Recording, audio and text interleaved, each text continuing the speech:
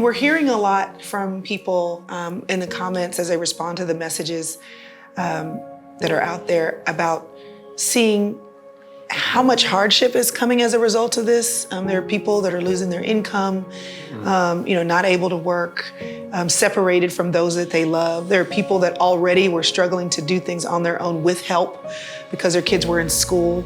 And so there's somewhere for their kids to go, or, single parents who are doing it all on one income. I mean, there's real tangible difficulty attached to this, not just the baseball games are closed, but actually my place of business is closed. So as a person who wants to be a light, who wants to show up and be the church, but we can't gather together, in groups of more than 10 now, one of the questions that keeps popping up is, what can I do? Like, what can I actually do now to be helpful to people who need my help?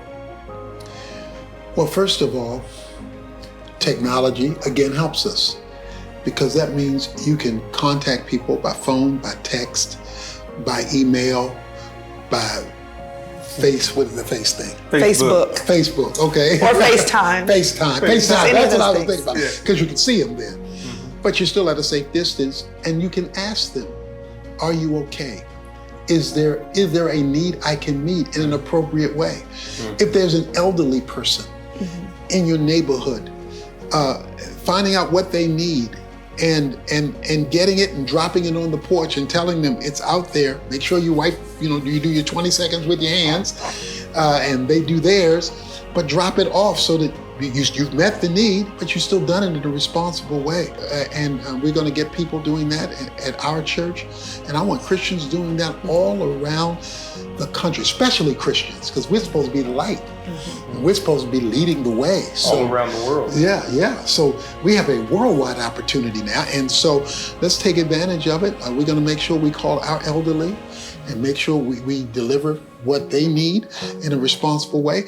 So don't use this as an excuse not to minister. Use it as an opportunity to wisely minister. Yeah, I think that's great, especially, for the person like we talked about before who doesn't have the family support, or they're just single, they don't have a family. That we get on FaceTime calls where all four of us, me, Chrystal, Priscilla, and Anthony. We even taught Daddy how to use it. Yeah, he's joining us now. We're all talking together, very limitedly. But it's good because you can still do Bible studies. There's Skypes. There's different things you can do as a community. There's conference calls. We used to have a conference call. I remember our boy Trent Shelton used to have 1,000 people on his conference call, and we used to do those. And he'd have somebody come on and give a message, and they would ask questions, and someone would be moderating the questions to the person who's the speaker. I mean, there's all types of opportunities out there that you can take with another individual or 5 individuals, and y'all can all still get together and have that community time, because community is important. This has made a lot of people feel alone.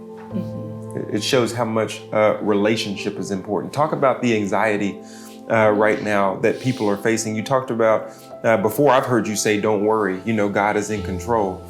And I hear that, but I don't feel that. What do I do when what I'm hearing and what I'm feeling are contradicting one another? Your feelings always have to follow the truth, because feelings change. You don't deny feelings, because feelings are also real. So what you have to do is speak truth to trouble. You have to speak truth to your emotions. This is how I feel, but this is what God says. And when you rehearse that long enough, when you read those scriptures like Matthew 6 or Philippians 4, so that it settles down and the nutrients of the Word of God get into the bloodstream of the soul, your feelings can begin to adjust to the Word of God being spoken. The problem with the Word of God not getting to our system is that, like James 1 says, we become forgetful hearers. So we don't let it roll around like chewing gum. You meditate. Yeah. That's why there's so much in the Psalms about meditation. Keep that thing rolling on until it settles in the gut, in the gizzard, down down where you live, And then the feelings begin to be manipulated by the Word of God, so that calm comes as a result of or in spite of the chaos that you may be going through. So this is not about the American slogan, follow your heart. No, this is about following God and let Him change your heart. Ooh, I need to put a cape on you. That's great. That's great. Okay, well, keep sending in your questions and comments. We want to be able to have this conversation. We want to be able to talk with you about the questions that you have.